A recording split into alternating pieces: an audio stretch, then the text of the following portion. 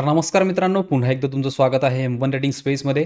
आज पुन्हा आपण 2 ट्रेड एक्झिक्यूट केलेले आहे. एक निफ्टीमध्ये आहे आणि एक बँक निफ्टीमध्ये आहे. फर्स्ट ट्रेड जो आपला एक्झिक्यूट झालेला आहे तो बँक निफ्टीमध्ये आहे. तर बँक निफ्टी आधी बघून घेऊ एक्झॅक्टली कोणत्या लेवलवर एक्झिक्यूट झालेला आहे ते.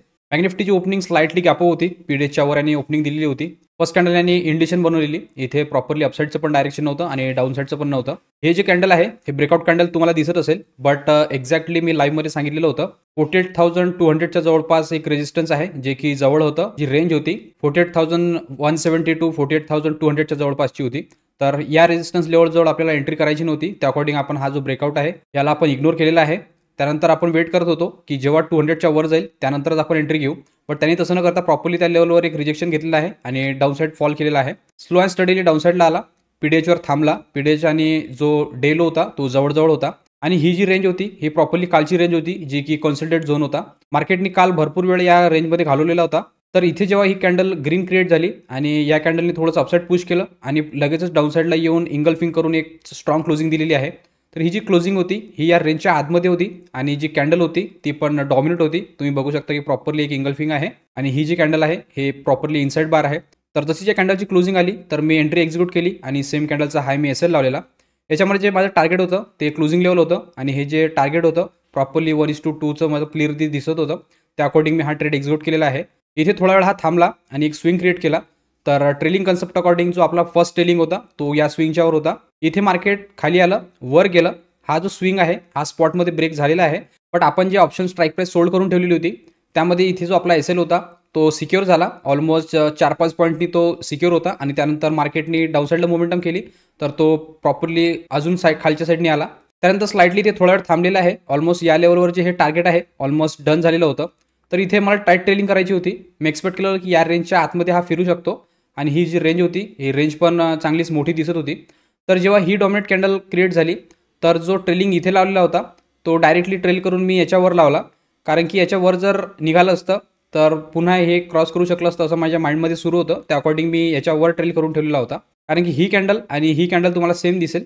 तर त्या अकॉर्डिंग मी इथे ट्रेल केलं आणि ऑलरेडी जे टार्गेट आहे ते डन झालेलं होतं. त्या अकॉर्डिंग आपण हा डिसिजन घेतला होता, कारण की ह्या कॅन्डलनंतर प्रॉपरली हे दोन जे कॅन्डल आहेत हे प्रॉपरली होल्ड केलेल्या होत्या आणि इथे एक हॅमर टाईप कॅन्डल बनलेली होती. तर जशी जी कॅन्डल बनली आणि मार्केट अपसाईडला निघालेला आहे तर इथे लावलेला जो ट्रेलिंग आहे तो या लेवलवर बुक झाला. त्यानंतर स्लो अँड स्टडीली हा थोडा अपसाईडला निघाला.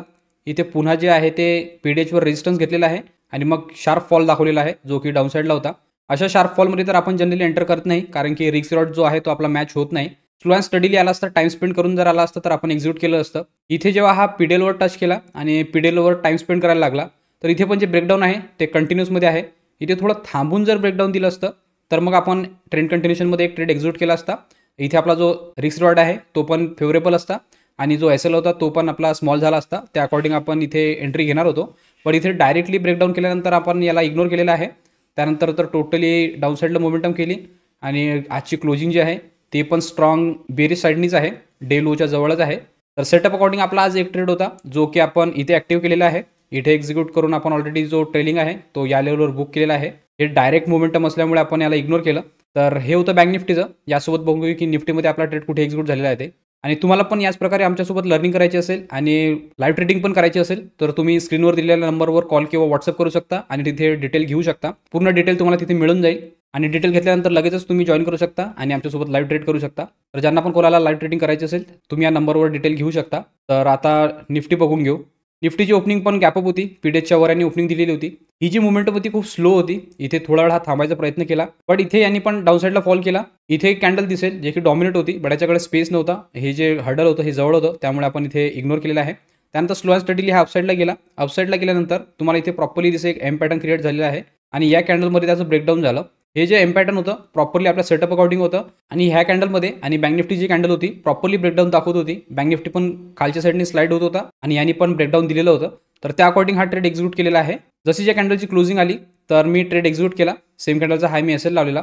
याच्यामध्ये जे माझं टार्गेट होतं ते सरळ मी हे लेवल न ठेवता डायरेक्टली मी पीडीएच लेवल ठेवलेलं होतं आणि याच्यामध्ये याच्या अकॉर्डिंग 1:3चं टार्गेट निघत होतं, त्यामुळे हा एक ट्रेड एक्झिक्यूट केलेला होता. आणि स्लो अँड स्टडीली डाऊन साईडला आला. हे जे टार्गेट आहे हे डन केलं आणि इथे एक स्विंग क्रिएट केलेला आहे. मला वाटलं की पीडीएचवर पोहोचलेला आहे आणि इथे सपोर्ट पण घेत आहे. हा जो लो आहे हा सिक्युअर करून हा वरच्या साईडनी जात होता. फर्स्ट स्विंग इथे आल्यामुळे जो एसएल इथे लावला होता तो ट्रेल करून मी या स्विंगवर लावला आणि निफ्टी जेव्हा इथनं वर गेलेला आहे तर इथे लावलेला जो ट्रेलिंग आहे तो या लेवलवर बुक केला आणि त्यानंतर कंटिन्यू डाऊनफॉल दाखवलेला आहे आणि डायरेक्टली पीडीएचवरून पीडीएलवर आलेला आहे. पीडीएल तर टच केलंच, बट त्यानंतर ही यांनी डाऊन साईडला मोमेंटम केलेली आहे आणि याची पण आजची जी क्लोजिंग आहे स्ट्रॉंगली बेरिश आहे, डे लोच्या जवळच आहे. तर मी ज्या प्रकारे बँक निफ्टीमध्ये एक्सप्लेन केलं की अशा मोमेंटममध्ये आम्ही जनरली एंटर करत नाही, कारण की रिस्क लॉट प्रॉपरली राहत नाही. ही पण जी मोमेंटम होती डायरेक्ट होती, ही पण जी मोमेंटम आहे ती डायरेक्टली आहे. निफ्टी पण जेव्हा पीडीएलवर थांबली आणि मला वाटलं की इथे एक रेंज क्रिएट करणार, तर डाऊन साईडला आपण ट्रेंड कंटिन्युएशनमध्ये एक ट्रेड घेऊ शकलो असतो, बट याने डायरेक्टली ब्रेकडाऊन केल्यामुळे आपण याला पण इग्नोर केलेला आहे. तर आपला सेटअप अकॉर्डिंग निफ्टीचा जो ट्रेड होता तो आपण या कॅन्डलवर एक्झिक्यूट केलेला आहे. या लेवलपासून तर या लेवलपर्यंत राईट केलं आणि आपला जो ट्रेलिंग आहे तो या स्विंगवर बुक झालेला आहे. तर हे होतं निफ्टीचं. आता याचबरोबर बघून घेऊ की एक्झॅक्टली ऑर्डर बुकमध्ये कोणत्या टाइमला ट्रेड एक्झिक्यूट झालेला आहे ते. ऑर्डर बुकमध्ये जर बघाल तर फर्स्ट ट्रेड जो मी एक्झिक्यूट केलेला आहे बँक निफ्टीचा तो केलेला आहे 10 वाजून 5 मिनिटांनी. तिथे मी बँक निफ्टीचा 47,800चा सी सोल्ड केलेला, तो केलेला 211 मध्ये. आणि यानंतर सेम रिव्हर्सल सेटअप जो निफ्टीमध्ये एक्झिक्यूट केलेला आहे तो केलेला आहे 11 वाजून 15 मिनिटांनी. तिथे मी निफ्टीचा 21,450चा सी सोल्ड केलेला, तो केलेला 143 मध्ये. आणि हे दोन्ही ऑर्डर सुरू असताना फर्स्ट ट्रेडिंग जो बुक झालेला आहे तो झालेला आहे बँक निफ्टीचा 12 वाजून 5 मिनिटांनी. 47,800चा सी तो झालेला आहे 163 मध्ये.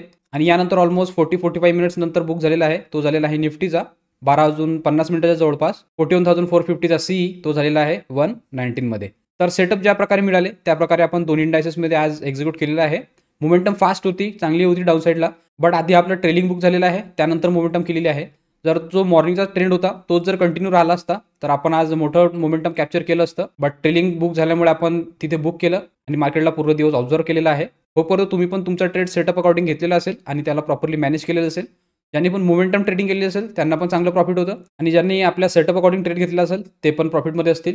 आणि ज्या प्रकारे मी एक्सप्लेन केलेलं आहे ते तुम्ही तर लाईव्हमध्ये बघितलेलंच आहे. तर हे होतं आजचं अपडेट. तुम्हाला पण अपडेट व्हिडिओमध्ये काही लर्निंग मिळत असेल तर तुम्ही चॅनलला सबस्क्राईब करू शकता आणि व्हिडिओला लाईक करू शकता, जेणेकरून येणारे सगळे अपडेट तुम्हाला कंटिन्यू येत राहतील. तर आजच्या अपडेट व्हिडिओमध्ये एवढंच ठेवू. भेटूया उद्याच्या व्हिडिओमध्ये. तोपर्यंत शिकत राहा, इम्प्लिमेंट करत राहा. गुड लक, बाय.